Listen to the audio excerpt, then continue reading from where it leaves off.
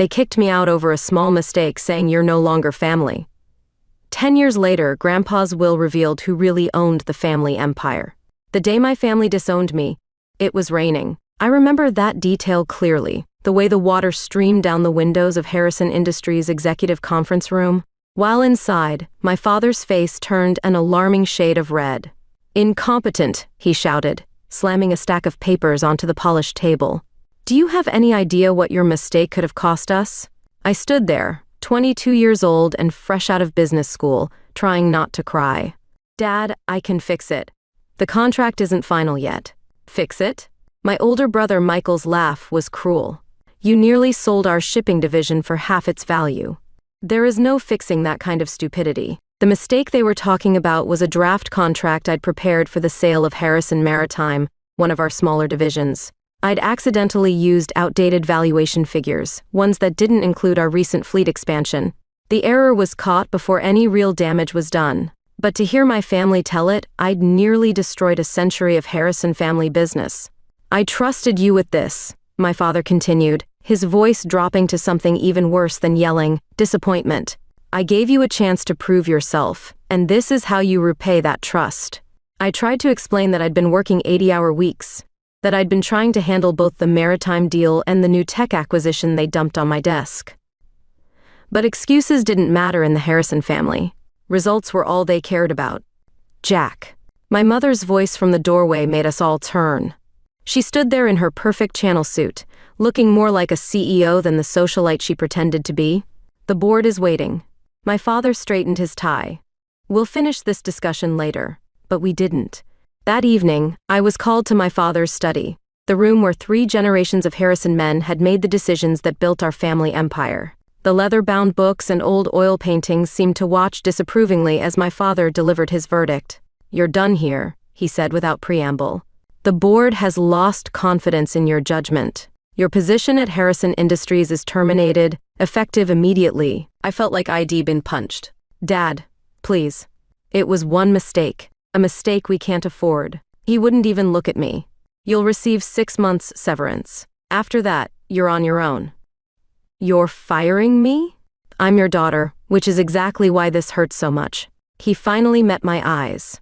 "You're not just an employee, Emma. You're Harrison. We trusted you to live up to that name, and you failed." My mother's voice came from behind me. I hadn't even heard her enter.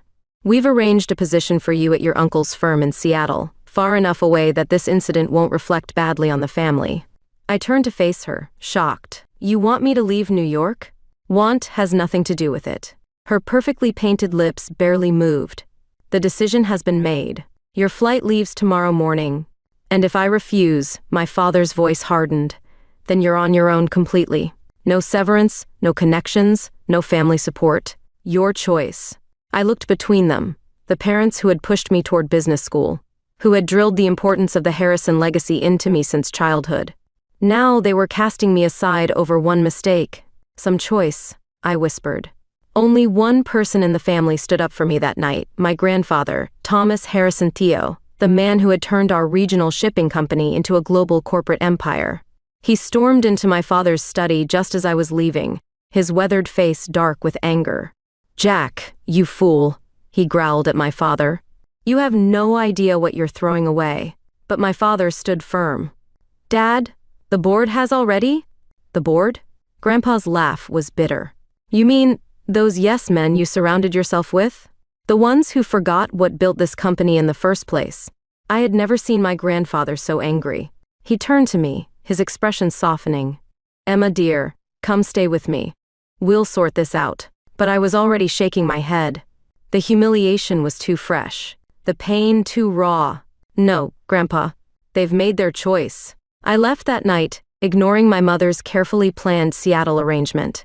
The 6-month severance would be enough to start over somewhere, anywhere that wasn't under my family's shadow. What I didn't know then was that my grandfather had already set something in motion. Something that wouldn't be revealed until 10 years later when his will would turn the Harrison family upside down. That night, I checked into a hotel using my personal credit card, soon to be my only credit card, once my corporate accounts were frozen. I sat on the generic floral bid spread and opened my laptop, staring at the draft contract that had supposedly destroyed my future. Except something wasn't right. I had worked on dozens of contracts during my brief time at Harrison Industries. I knew my own writing style, my own formatting preferences. This contract was different. Small things, spacing, font choices, even some of the language were off. With trembling fingers, I pulled up the original file from my secured backup drive. The differences were subtle but unmistakable. Someone had altered my work before it reached the board. Someone had wanted me to fail. I thought about my brother Michael's smirk, the way he had been so quick to condemn my mistake, the way he had positioned himself as the only competent heir to the Harrison empire. My grandfather's voice echoed in my head. You have no idea what you're throwing away. But maybe I did. Maybe I understood exactly what had happened and why. I closed my laptop and walked to the window, watching the city lights blur through the rain. 10 years ago, my great-grandfather had passed control of Harrison Industries to my grandfather instead of his older brother, a decision that had shocked the business world. History, it seemed, had a way of repeating itself in our family. My phone buzzed. A text from my grandfather. Nothing is what it seems, Emma. Watch. Wait. Learn. I took a deep breath, making a decision that would shape the next decade of my life. I would not run to see out. I would not fade quietly into obscurity. I would watch. I would wait. And most importantly, I would learn exactly how deep this betrayal went. What my family didn't know, what even my grandfather couldn't have predicted, was that their mistake was about to turn into their worst nightmare. Because the contract I'd actually prepared, the one that had been altered without my knowledge, it contained a hidden clause, a small but crucial detail that would only become apparent years later. A detail that would give me control of Harrison Maritime's most valuable assets, right when the family needed them most. I smiled at my reflection in the Rain Street window. They thought they were teaching me a lesson about failure. Instead, they were about to learn one about underestimating the wrong person. My grandfather's next text arrived just as I was falling asleep. Remember, dear, in business, as in chess, the queen is the most powerful piece on the board, even if some fools think she's just a pawn. I didn't understand his message then, but I would. Oh, how I would. 10 years is a long time to wait for revenge. But my grandfather taught me that patience was worth more than gold in the business world, and he was right. I spent the first year building my cover, a small consulting firm in Boston, far enough from New York to avoid family scrutiny, but close enough to keep tabs on Harrison Industries. My grandfather's cryptic messages continued, each one teaching me something new about our family empire. Watch the shipping manifests for the Singapore route, he would text, or pay attention to the Anderson merger terms, small breadcrumbs that helped me understand the bigger picture. The mistake that got me fired, it wasn't just about the maritime division. That contract had been a test, one designed to show the board that I wasn't fit to lead. What my brother Michael hadn't realized was that I had left my own test hidden in the fine print. Clause 23.4, subsection B, buried in the technical specifications. In the event of division restructuring or transfer of assets, original signatory maintains first right of refusal on all Pacific Rim shipping routes and associated infrastructure, a clause that would mean nothing for years until Harrison Industries decided to restructure their entire shipping operation, which, according to my grandfather's intelligence, was exactly what they were planning. I built my new life carefully, layer by layer. My consulting firm, Phoenix Maritime Solutions, specialized in shipping logistics and port management. We were small but efficient, earning a reputation for solving complex problems that bigger firms couldn't handle. My brother Michael, meanwhile, was living the life of the chosen heir. I watched from afar as he appeared in business magazines, accepting awards and making grand promises about Harrison Industries' future. Our parents beamed in every photo. The perfect corporate family. Only my grandfather seemed to see through the facade. Your brother's latest acquisition is built on sand, he told me during one of our secret meetings. Always in small cave is far from Manhattan. He's leveraging the company's future on short-term gains. I nodded, stirring my coffee. The Asian expansion? Smoke and mirrors. Grandpa's eyes twinkled. He's using the maritime division's assets as collateral, thinking they're worth more than they are. Because he never understood the real value was in the routes, not the ships. I finished. Exactly. He reached into his briefcase. Now, about those route licenses coming up for renewal. We spent the next hour reviewing documents that would have made my father's blood pressure spike. My grandfather wasn't just keeping me informed. He was teaching me how to take back what was rightfully mine. The years passed. I grew Phoenix Maritime Solutions into a respected name in the industry, though I stayed carefully out of the spotlight. My employees were handpicked, loyal, and well compensated for their discretion. None of them knew about my connection to Harrison Industries. I dated occasionally, but never seriously. The last man I trusted with my real identity had run straight to my brother with the information. After that, I kept my personal life as carefully controlled as my business one. My parents sent obligatory Christmas cards to my Boston address, cards I never responded to. Each year, they included a note about how well Michael was doing, how the company was thriving under his leadership. I filed each card away in a folder labeled Motivation. Then 3 years ago, everything started changing. The cracks in Michael's perfect facade began to show. First came the whispers about missed payments to major suppliers, then rumors of delayed shipments and angry clients. Harrison Industries' stock price, while still strong, showed troubling fluctuations. "Your brother mortgaged the company's future," my grandfather explained during what would turn out to be our last meeting. "Now those bills are coming due." He looked tired that day, more so than usual. I should have recognized it as a warning sign. "The board is starting to ask questions," he continued, "about the maritime division, especially the restructuring plan. Will trigger my clause." I finished. "If they try to sell off or reorganize the shipping routes, you'll have first right of refusal." He smiled proudly. "The clause they never noticed, hidden in the contract they used to destroy you." 2 months later, my grandfather had stroke. The doctor said it was quick, painless. The official announcement praised him as a titan of industry, the man who built Harrison Industries into a global power. I attended the funeral, of course, standing in the back of the church, watching my family play their roles of greeting heirs. Michael gave a touching eulogy about learning business at our grandfather's knee. I nearly laughed out loud at that. The only thing Michael had learned from Grandpa was how to take credit for other people's work. My parents saw me, but didn't approach. Maybe they were ashamed. More likely, they were worried I would cause a scene. I left before the reception, dragging straight to my lawyer's office. "Your grandfather's will reading is scheduled for next week," she informed me. He was very specific about the timing. I nodded, unsurprised. Everything about my grandfather was specific and carefully planned.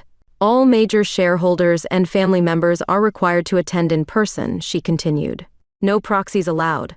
Again, typical Grandpa. He would want everyone there to witness whatever he had planned. The next week passed in a blur of preparation. I reviewed every document, every contract, every piece of information my grandfather had shared over the past decade. Phoenix Maritime Solutions was positioned perfectly. Cash reserves high. Credit lines secure. Relationships with key players solidified. The morning of the will reading, I dressed carefully in a charcoal gray suit that cost more than my entire wardrobe from my Harrison Industries days. My hair was elegantly styled, my makeup perfect.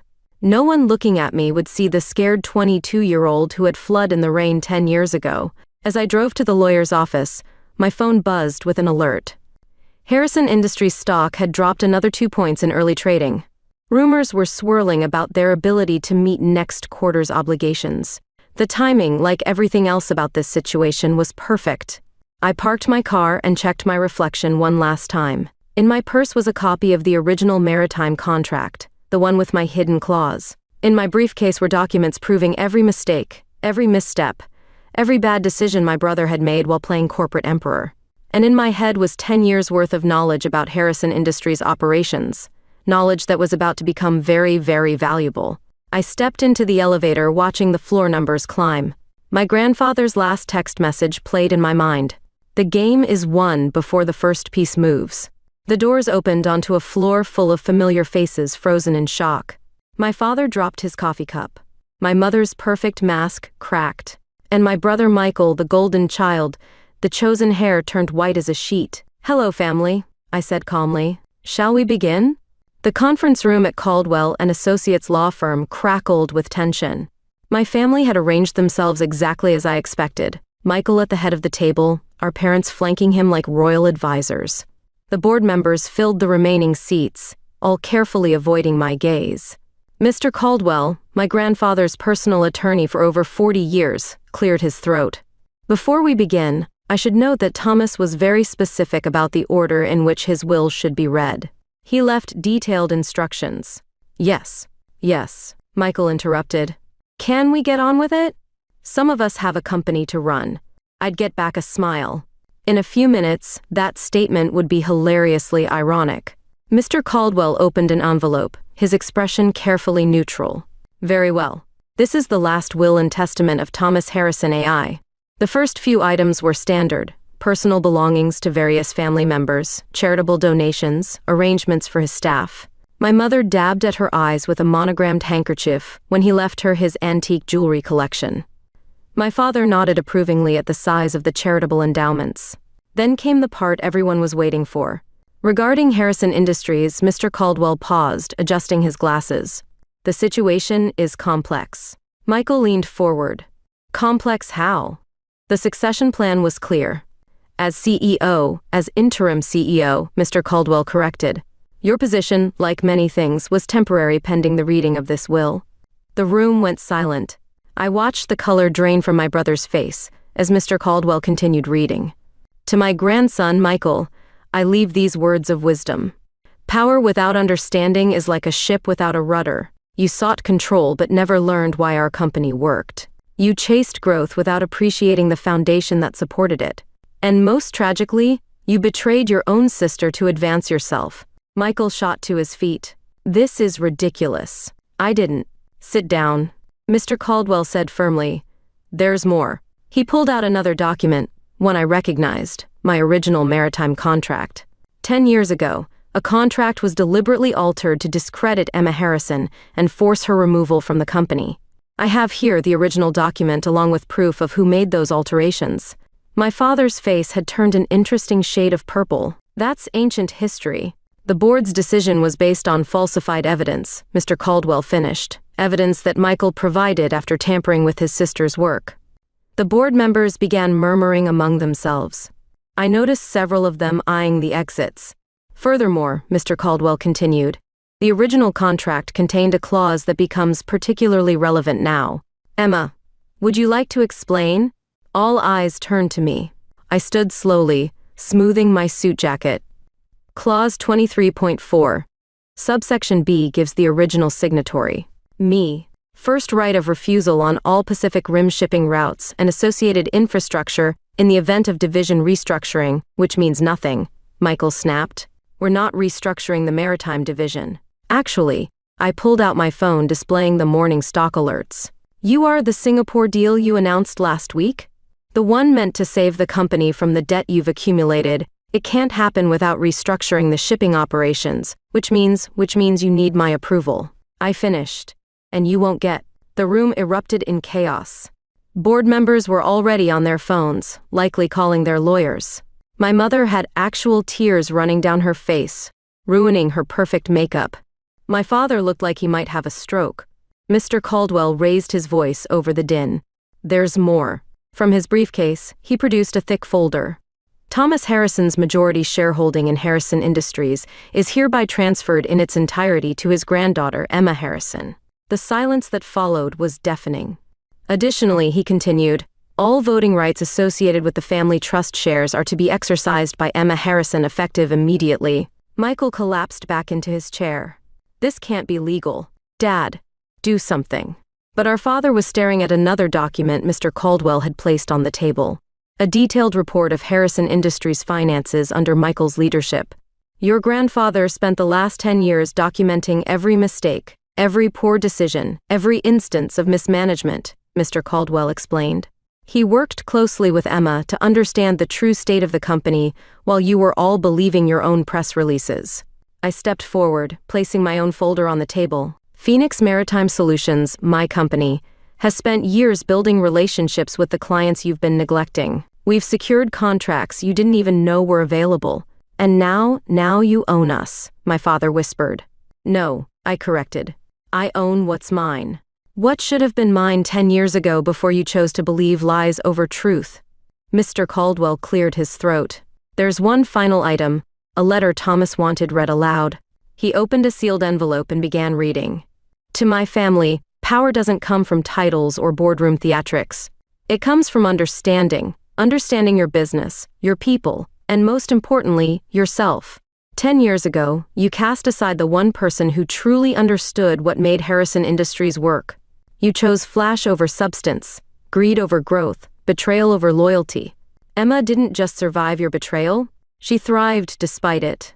While you were all watching Michael play CEO, she was learning every aspect of this industry. She built her own success while watching you destroy your inheritance. Consider this my final lesson in business.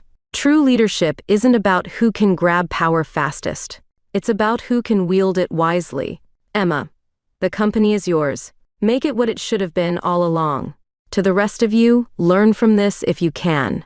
With love and disappointment in equal measure, Thomas Harrison. Michael was the first to break the silence. You planned this, all of it. You and Grandpa? No, I cut him off. You planned this the day you decided to forge documents to destroy my career. Grandpa and I just made sure you'd face the consequences. I turned to the board members. A car is waiting outside to take you to Phoenix Maritime's offices. My team will brief you on the restructuring plan we've developed. Those who wish to remain with the company will have the opportunity to prove their value. Those who don't, I smiled. Well, I hear my brother will be looking for work soon. You can't just walk in here and take over, my father protested weakly. Actually, that's exactly what I'm doing. I gathered my documents. The shareholders' meeting is in 1 hour. I suggest you all decide whose side you're on before then. I headed for the door, then paused. Oh, and Michael? Clear out your office by 5. I'm moving in tomorrow. The next few weeks were exactly what you'd expect when a decade of mismanagement comes to light. The press had a field day with the story. Harrison Harris returns. The greatest corporate comeback in history was my personal favorite headline. The shareholders, seeing the detailed plans I developed with my grandfather, overwhelmingly supported the transition. Harrison Industries' stock price stabilized, then began to climb as we implemented changes. Michael, predictably, tried to sue. His case fell apart when our father, finally facing the truth about his chosen heir, testified about the document forgery from 10 years ago. My mother attempted reconciliation in her own way.